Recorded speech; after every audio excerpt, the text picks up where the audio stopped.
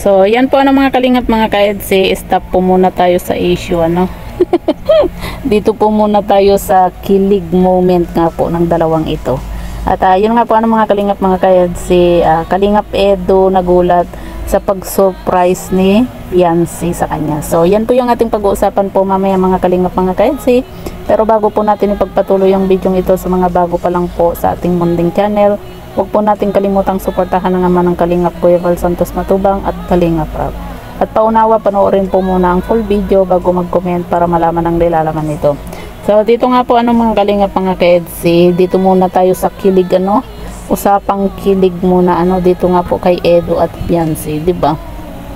Para naman po mawala yung stress po natin ano.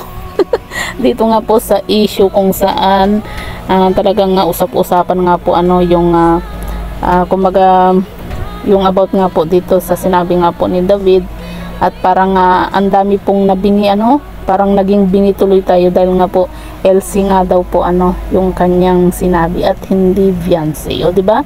Ibig sabihin lahat po tayo na nakapanood at nakarinig ay mga bingi. Di ba? Nadamay tuloy ako ano sa isa sa bingi. Dahil nga po EDSI rin po yung pagkarinig ko nga po ano, hindi LC, di ba? Pati tuloy ako nabingi no, dahil nga po sa sinasabi nga po na LC daw at hindi po EDSI. Di ba ang layo naman po ano ang LC sa EDSI, at saka wala naman pong LC na sawana, di ba? Wala namang pong sawana sa LC, di ba? Kung ano yun, sawa ka na sa LC, kasi ang alam po natin sa LC no yung Land Cruiser na sasakyan, di ba? At yun nga po ano mga kalingap mga ka-EDSI, yung dito naman po tayo ano sa kilig moment po muna ano ng tambalang ito.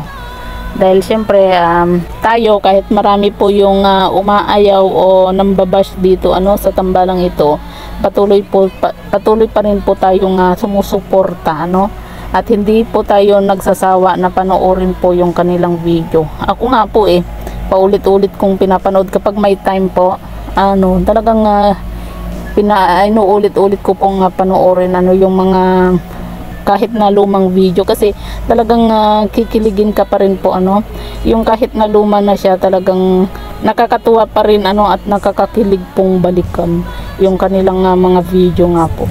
Kagaya na lang po nung part 46 ba kung hindi ako nagkakamali, yung itong si Kalingap Edo ay niyayaya nga po ano itong si Fiancé na pumunta muna ano sa kanila, dahil nga po syempre kumbaga gusto ni Kalingap Edo na makasama ng matagal itong si Fiancé nga po, di ba?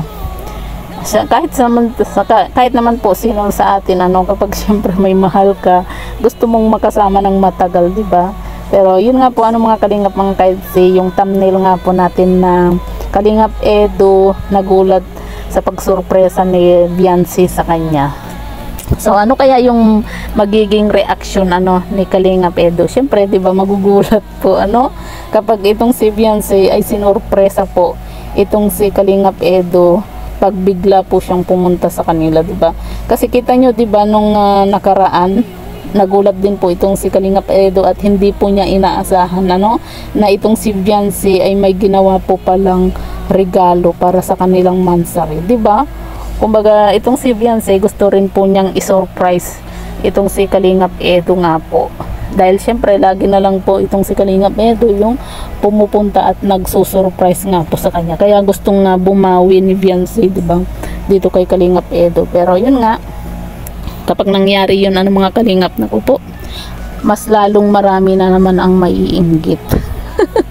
At gagawaan na naman ng issue na baka sabihin kay babaeng tao pupunta sa lalaki, sa bahay ng lalaki, di ba? Sa panahon po ngayon ano mga kalingap, hindi na po uso yung Maria Clara.